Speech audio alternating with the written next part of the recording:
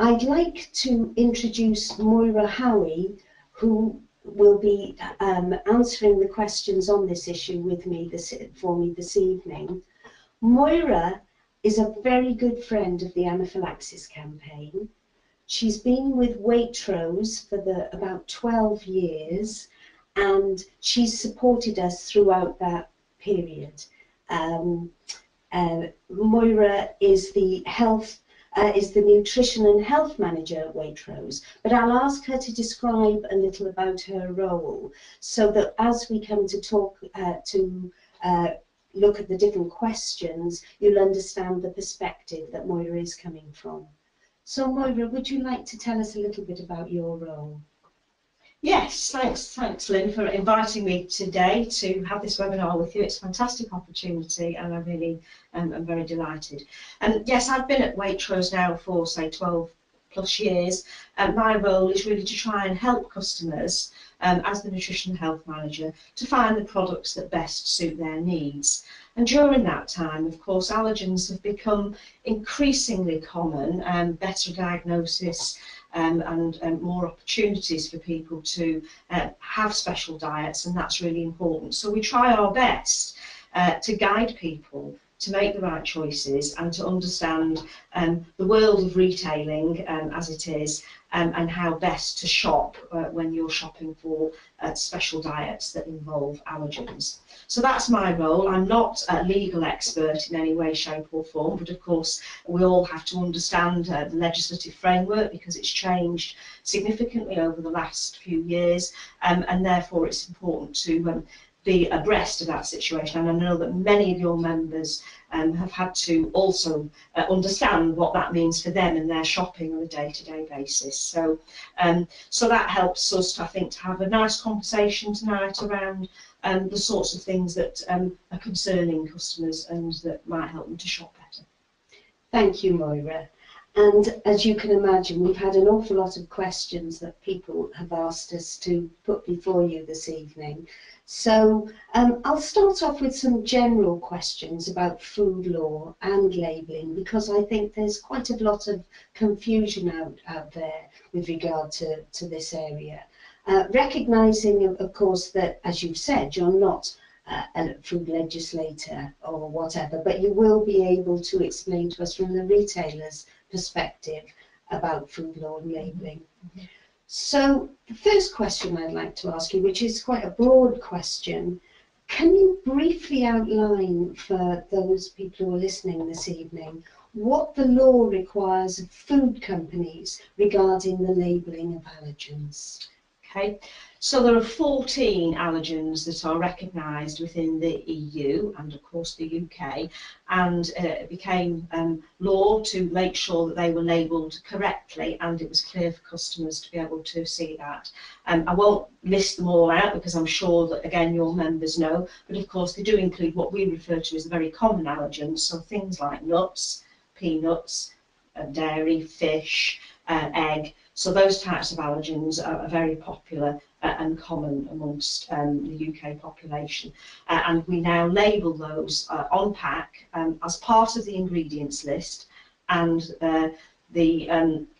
what we do there is we bold the ingredient, the allergen in the ingredients list so that customers can pick it out very quickly when they're reading the label. So that's what happened with the UK law when we brought that in, and it's part of the European law as well.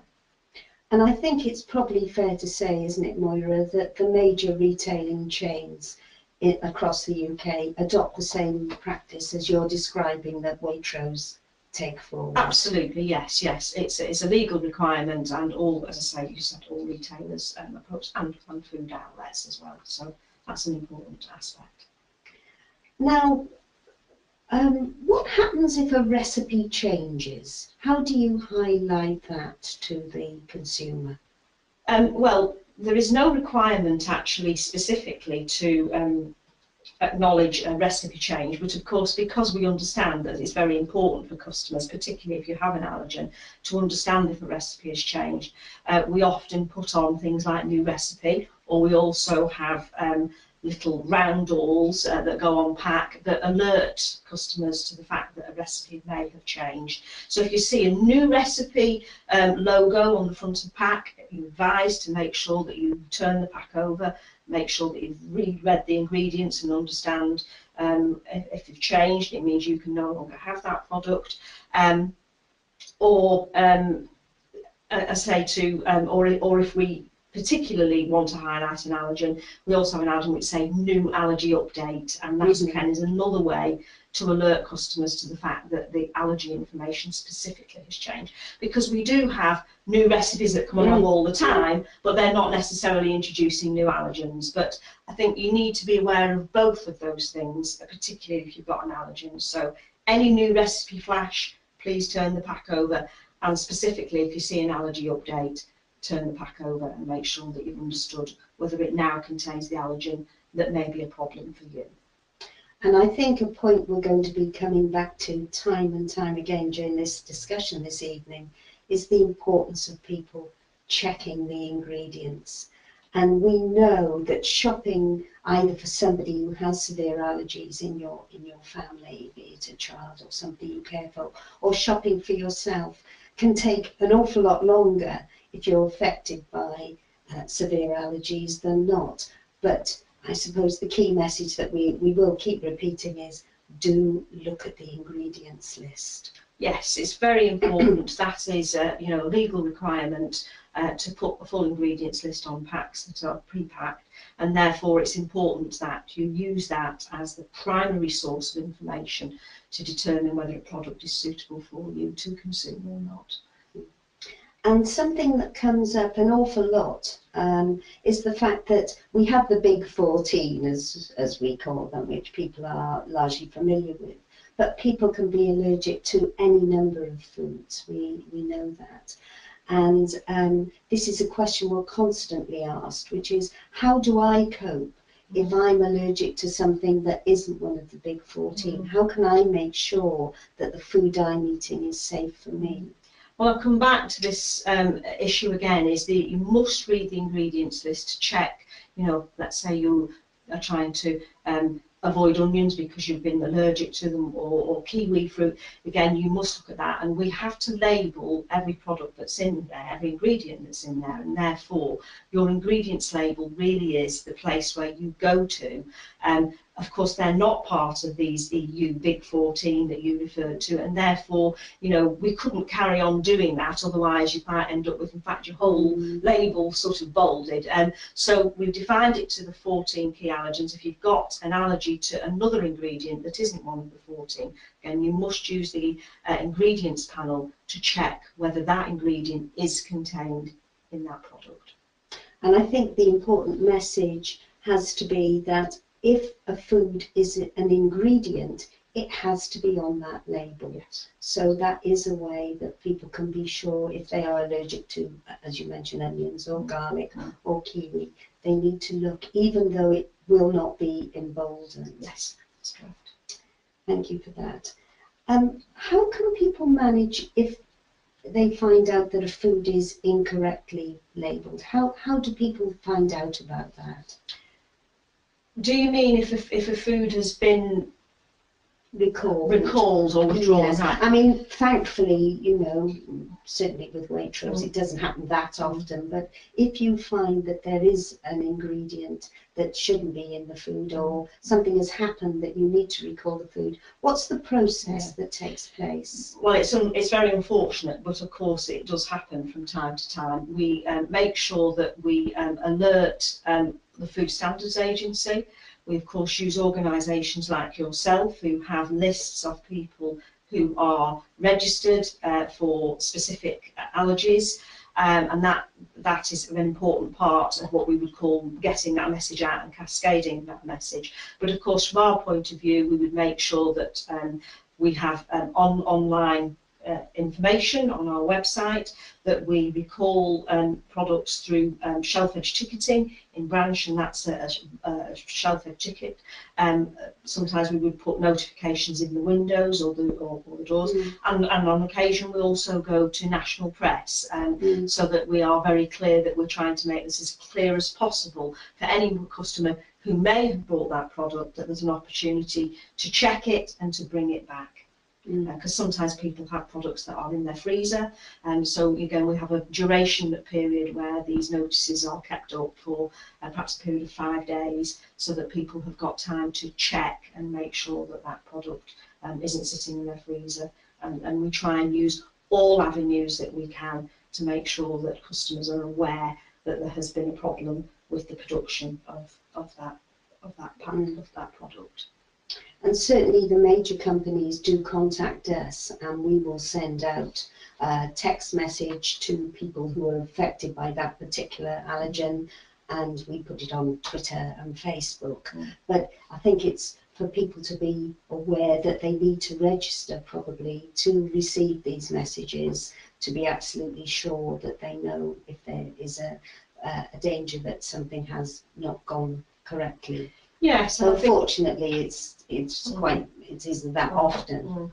And I think if people are shopping at different supermarkets and different outlets, it's particularly important for organisations like yourself to help in that dissemination of products that may have to be withdrawn, because of course it's not always a what we would call a no-label product belonging to a particular supermarket. It might be what we would refer to as a big brand name, and of course they're sold in all supermarkets and across in many outlets, you know, from petrol stations, etc. So of course you could, that avenue is actually really important too, to make sure that actually the consumer has as much opportunity as possible to get that message. Thank you, Moira. Can I ask you a little bit about foods bought in cafes and snack bars? We get an awful lot of questions to the campaign about this area. Do packaged foods that are bought in those sorts of outlets, largely food service outlets, and I know like most major retailers, you have your own cafes, etc., on site. How do they have to be labelled? Do they have to be fully labelled? And what if they're packed by yourselves on the actual premises? That's sort of two separate questions, Lynn. If you're buying something that is sold loose, as we call it, so let's say you're buying a cake or a sandwich, then the person that's serving that has access to information. If it's not displayed at point of what we call point of purchase, you can ask the person at the counter, and you know, could you give me information regarding the allergies that are contained in this particular sandwich or this particular product? And you can either display that, or you can have a sort of file with that information in. And that's quite useful, because of course it means that you can make sure that it's permanently kept up to date. Rather than perhaps printing a big board that may in fact, you know, end up being there for some time and not being totally reflective of what you're selling, because we like to change our product, change the soup day to day and different sandwiches. So actually that folder is actually quite a useful way to do that. If a product is pre-packed and brought in, then that would have its own information regarding allergies on it, as we would do with the full ingredients list. We actually don't pack any products on site, as it were, in store. Now I can't of course speak for anybody else, but if you pre-packed a product, then it becomes a packed product, and you would need an ingredients label. So for example, food like bakery, for example, that isn't pre-packed or packed on site, what are the rules with regard to listing the ingredients for those foods? Well, it's an area that really is in the legal area, which is not my area of expertise. But of course, if you've got allergens, we would list those on what we would call a counter ticket.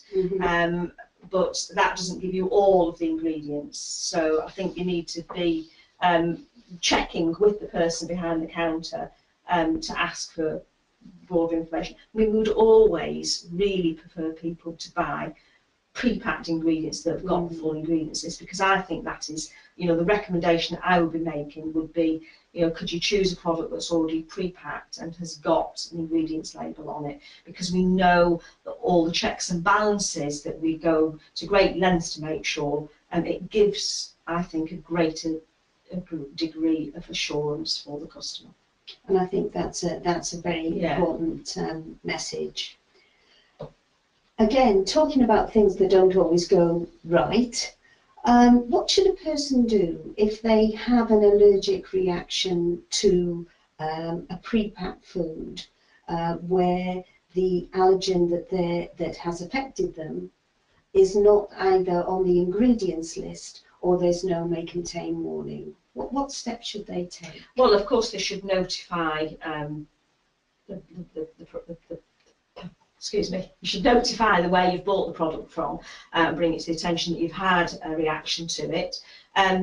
It's sometimes very difficult to understand whether it's been a reaction specifically to that product or something that you may have eaten along with that product or may have eaten it 20 minutes before. I mean, it's quite difficult to ascertain that, but of course keeping the packaging, making sure that you've got that information, because the more information that we have, the more able we are to look back and find out, you know, whether there has been something that, I mean, may have inadvertently been there. But I mean, these are few and far between instances. It might be that it's something else that has caused the reaction rather than an allergen per se.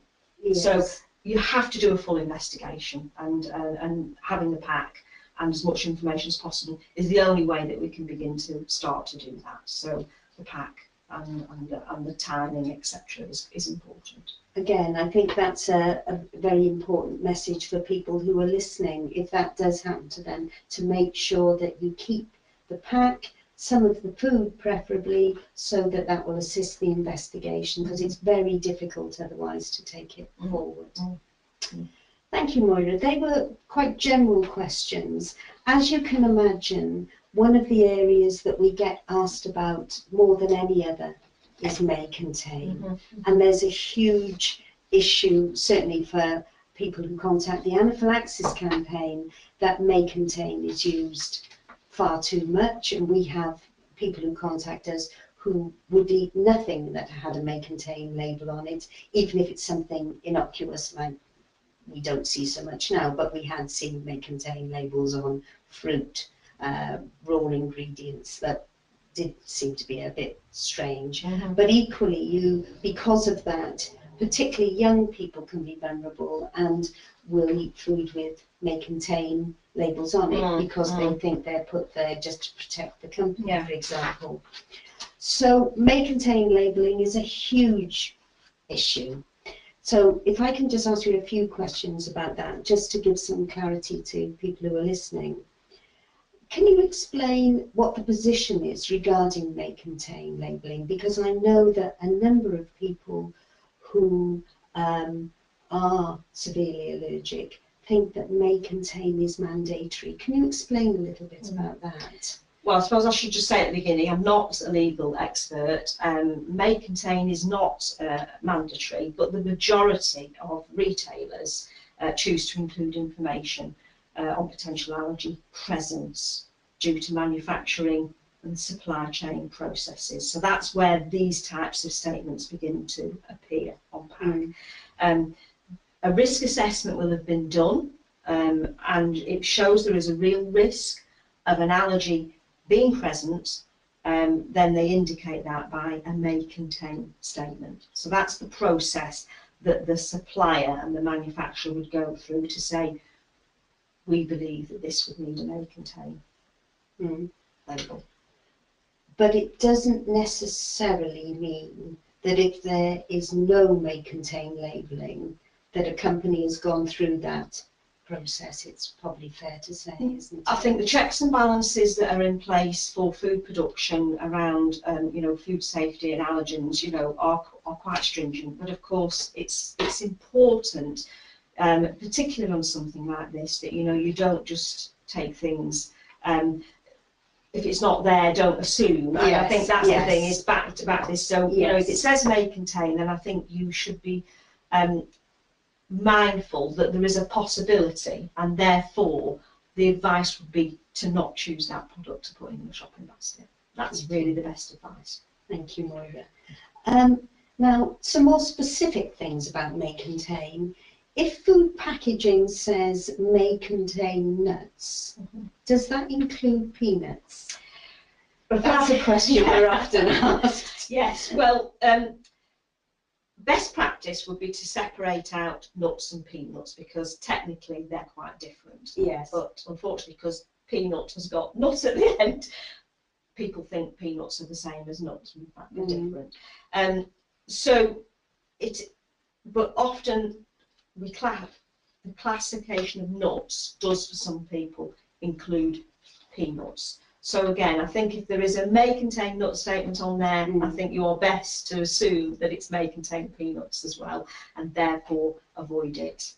I mean, I think that's really, I mean, you can't really afford, with an allergy that's so severe, to take any risks. So it might mean that you can't have your favourite foods, but you know, you have to be super sure about these things, and therefore, you know, we don't put these statements on lightly. I know that they have grown in number over the years, but actually there is a reason for that, and that's because, you know, we're handling more and more ingredients in production sites, and therefore there is, you know, sometimes a very real risk that this could be a may contain. So we don't go there lightly, but we have to make sure that we're giving the customer the best information that we can. And bearing in mind that a number of people are allergic to different nuts. You know, people can be allergic to cashew nuts, but not to hazelnuts, and so on and so forth.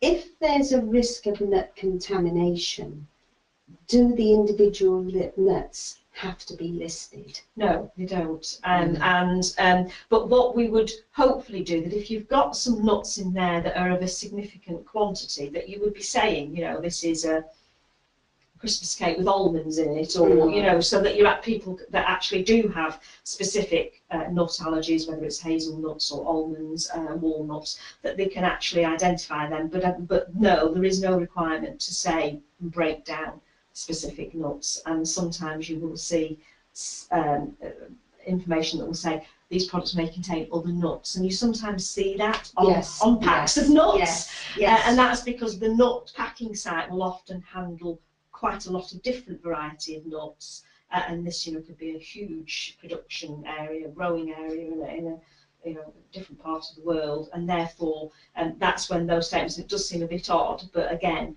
trying to say, you know, we're also packing other nuts at the same time. So it is complicated, I do appreciate, but we're trying to give the best information that we can to help the customer make a decision about whether they should be consuming that product.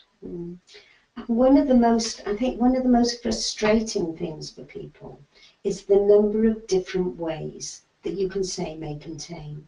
We did a piece of work at the Anaphylaxis Campaign some time ago, and I think we counted about 48 different ways of saying may contain. So you can have made in a factory, made on a line, not suitable for, may contain itself, all different, very different ways.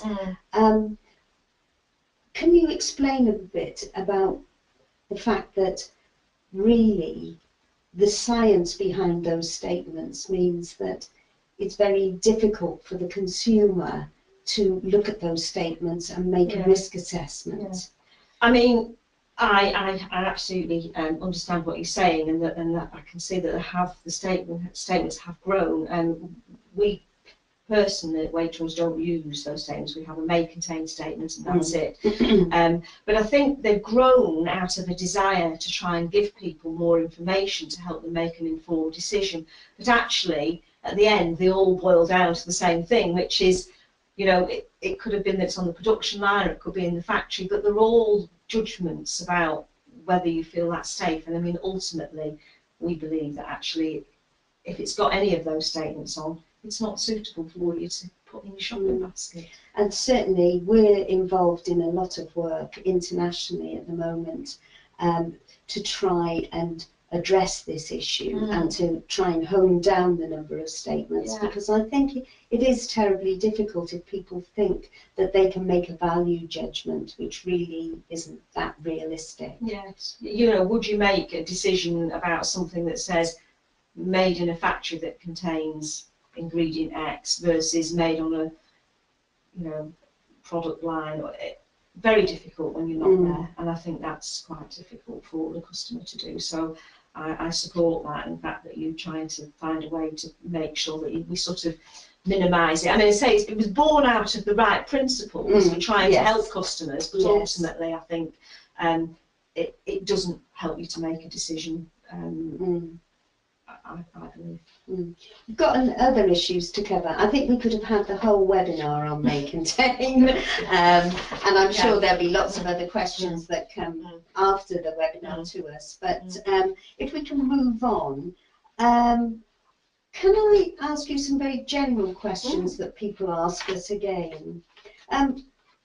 Will products that people buy safely in the UK, and these are often branded goods, are they, is it safe for people to assume that they can buy those products safely when they travel abroad? I know it's a tricky question. Well, it's one we get asked very often. I suppose really, if you're in the EU, then technically speaking, the rules are the same. But I actually think that we're actually very good in the UK at implementing law, and we've probably got some of the highest standards in the whole of the European Union. So the same rules apply for allergies and ingredient declaration, but not for may contain. So I think again, you know, nobody wants to have an unfortunate incident on holiday. So, you know, really best to stick to things that you're absolutely sure about, you know, and make sure that you're reading the ingredients label.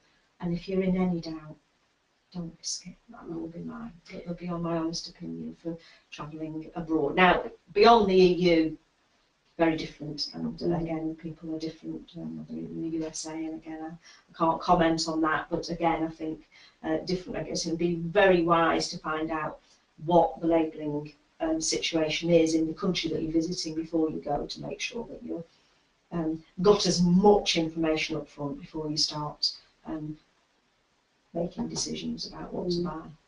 And another thing that we come across largely with branded goods is where the outer packaging of a pack of things may have the allergen information on it, but the smaller items within won't necessarily have that information. So again, that's something that people need to be mindful of. If you've picked up a product that hasn't got the ingredients on, or you haven't got your glasses and you can't read it, then, you know, let's not be eating it. It's not the time to be taking risks when you're on holidays. And I know, you know, I know people do, but it's honestly, it's not worth it. Don't do it. And what I'd like to give you the opportunity to do, Moira, is to talk a bit about the efforts that we know that food manufacturers and food retailers go to keep the allergic population safe. Because yes, things do go wrong, we know that, and we're often as an organisation involved in those processes. But equally, one of the things that came across to me as I visited food factories and talked to food retailers on behalf of the Anaphylaxis Campaign is the great lengths that companies do go to try and get it right. So perhaps if you can just explain a little bit about that. I mean, the production of safe food is absolutely paramount to any business, and it is important. But we have, first of all, we write what we've called a technical specification, and in that there are often a whole raft of questions around dietary and allergy information. So that's all listed out in the technical specification. You would then visit the factory, and we visit factories routinely.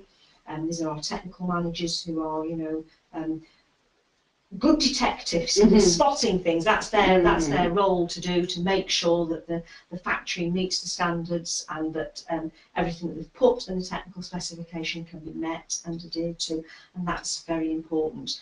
We also have third parties auditing, so this isn't like marking your own homework. There are other people coming in and checking that you're doing what you're saying you're doing, and that's also another check and balance. And then we do things like routine surveillance again. So, and these are things that sort of have a sort of circular life. So we do these routinely. You know, we don't just visit a factory once and then, you know, don't go again. This is a sort of ongoing process.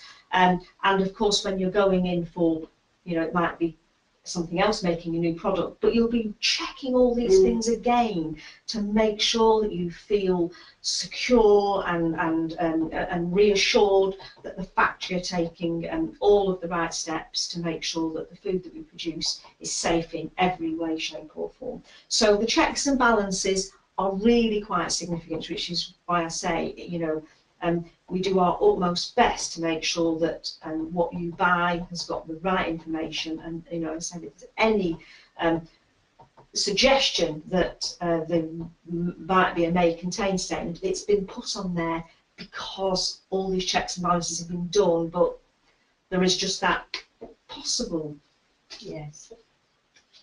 thought that actually it might not be quite just as safe as we think, and therefore that's when we put may contain. But you know, we try very hard to make sure that we are not introducing any allergens where they don't need to be there, and that we're making food that is suitable for the broadest range of customers as possible.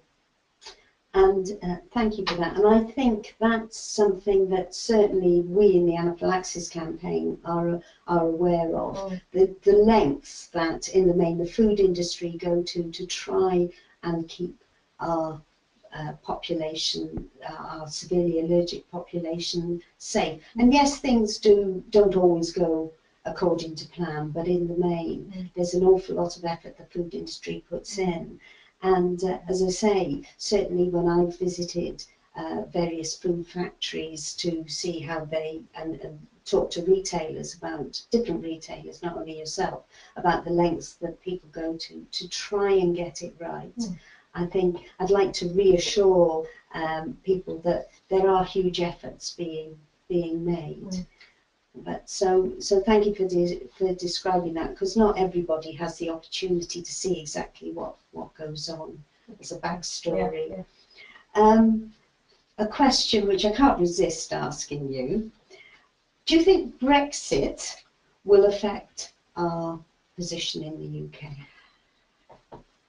I'll come back to that. I'm not a legal expert, but what I would say is, of course, is that, you know, a lot of what's happened for UK law was taken from the European Union. So actually, I see that all that will probably still remain. Why would you change something that I guess really is been fit for purpose in that respect? So for the allergens, I think that will all continue and will continue having that same approach to allergens. But I haven't got a crystal ball, so I can't say for how long. But I mean, certainly for the immediate future, we will be taking what has been European law, and it will be UK law. That's reassuring, and I think certainly from our perspective here, we've seen how hard, for example, the Food Standards Agency have worked to get the various laws implemented that now are European laws. So if we're so behind, we've been so felt these are so important. I think people can feel reassured, as you say, as far as we're able to see that the law will remain as is. Yes. Yeah. Is there anything that you would like to add, Moira? I've asked you a number of questions and we've covered a number of areas. Is there anything, that message that you would like to give or that you would like to add? I think it's, you know, from our Waitrose perspective, just helping customers to understand where to get information from. So we've got, you know, a website, so if you go onto, you know, waitrose.com/special diets, you can download lists there, and we update the lists sort of every 6 to 8 weeks, but they are still a useful adjunct when you're going shopping. We've got them for all of the key allergens, so trying to make sure that customers have got that information, and particularly relevant when it comes to seasonal periods, Christmas and Easter, etc. So I would, you know, urge people to go onto the website, our website, and of course look for that information and use these lists, and make sure that, you know, if there's stuff on there that they want to see, they can by all means be in touch, and we can try and make sure that more products are added. But the idea of updating the list frequently is so that customers can take those lists and use them in the shop. And actually what you find is that sometimes they'll use them once or twice and then they go off the radar, or they forget them and leave them in the car or at home or so. But, you know, to try and use those lists frequently. And I think that's, and of course our website also has on allergy information. You can click on the product and you can see information. So you could do a shop sort of virtually online if you wanted to do that, and then go in and you know, you can make yourself a shopping list and then go in and do the shop that way around. Plenty of people shop online as well, so so using the website is actually a really, really good thing to do. Well, thank you, Moira. I think you've given a very good perspective this evening. I know that you're a retailer and you're from Waitrose, and the questions have been quite general, but I think a lot of key points have come out in our discussion. I'm sure that we will get lots more questions that will have arisen as a result of our conversation this evening. So I would repeat, if people would like to send their comments or their questions to the Anaphylaxis Campaign, to our helpline, which is info@anaphylaxis.org.uk, or you can ring our helpline on 01252 542 029. Please do that, because it's been a fantastic conversation, Moira, but this is such a complex issue and there's so much interest out there in the various aspects of it. I'd like to thank Moira again for giving us our time this evening. This is one of a series of webinars, and I'm sure the food industry will be subject to further webinars as we take our programme forward. But thank you so much for coming this evening, Moira. Thank you for inviting me. And thank you to everybody for listening.